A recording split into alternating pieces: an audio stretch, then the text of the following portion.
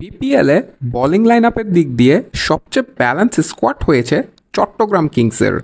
৩১ December Khulna টাইগার্সের বিপক্ষে match দিয়ে নিজেদের বিপিএল আসর শুরু করবেন ১১ বছর পর বিপিএলে প্রত্যাবর্তন করা চিটাগং কিংস।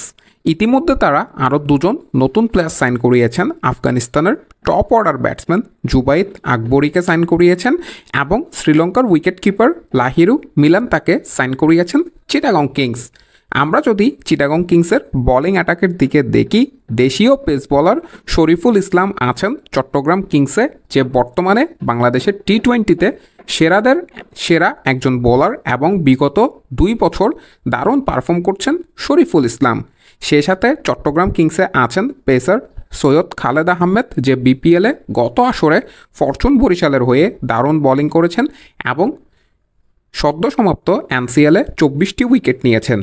আছেন মারুফ মৃধা, যে গতকাল বাংলাদেশের হয়ে আন্ডার-19 এশিয়া কাপ জিতেছেন এবং এ বলার চমৎকার পারফর্ম করছেন। তাই ১৮ বছর বয়সী মারুফ মৃধাও চট্টগ্রামের পেস অ্যাটাকের ধার বাড়াবেন।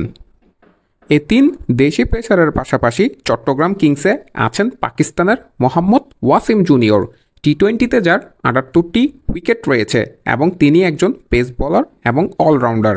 সেই সাথে আছেন শ্রীলঙ্কার বিনুরা ফার্নান্দো, যে টি-20তে যথেষ্ট ভালো বোলিং করেন।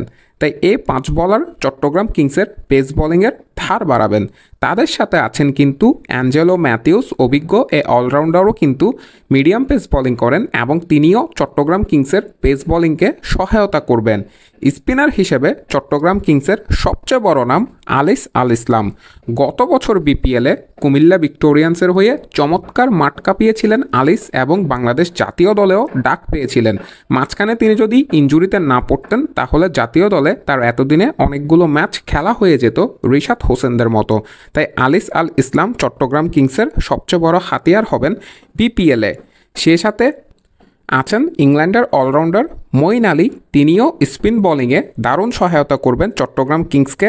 আইপিএলে চেন্নাই সুপার কিংসের হয়ে এবং গতবার বিপিএলে কুমিল্লা ভিক্টোরিয়ান্সের হয়ে চমৎকার পারফর্ম করেছিলেন বল হাতে মঈন আলী। এবং সে সাথে আছেন অস্ট্রেলিয়ার লেগ স্পিনার টমাস ও কনেল।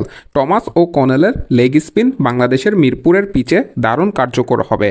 তাই চট্টগ্রাম কিংসের বোলিং অ্যাটাক চমৎকার। সাকিব আল হাসান আসতে পারবেন নাকি সেটি এখনও নিশ্চিত নয়। যদি সাকিব আল হাসান চলে আসেন তাহলে সাকিব কিন্তু চট্টগ্রাম কিংসের পেস স্পিন বোলিংকে নেতৃত্ব দিবেন এবং সেদিক থেকে আছেন অভিজ্ঞ স্পিনার নাঈম ইসলাম, যিনি একজন অলরাউন্ডার। তাই চট্টগ্রাম কিংসের বোলিং লাইন আপ এই বিপিএলে যদি আপনি বাকি দলগুলোতে দেখেন তাহলে সবার তুলনায় চট্টগ্রাম কিংসের বোলিং লাইন আপ যথেষ্ট ব্যালেন্স হয়েছে এবং সেদিক থেকে চট্টগ্রাম কিংসের কাছে ভালো কয়েকজন ব্যাটসম্যান আছে, যেখানে পাকিস্তানের উসমান খান, বাংলাদেশের পারভেজ হোসেন ইমন, শামীম হোসেন পাটোয়ারি উল্লেখযোগ্য কিছু নাম। সে সাথে অভিজ্ঞ মোহাম্মদ মিতুন আছেন, শেখ পারভেজ জীবন আছেন এবং সেখানে অলরাউন্ডার হিসেবে মঈন আলী, অ্যাঞ্জেলো ম্যাথিউস, সাকিব আল হাসানের মতো ৩ জন অভিজ্ঞ নাম আছেন।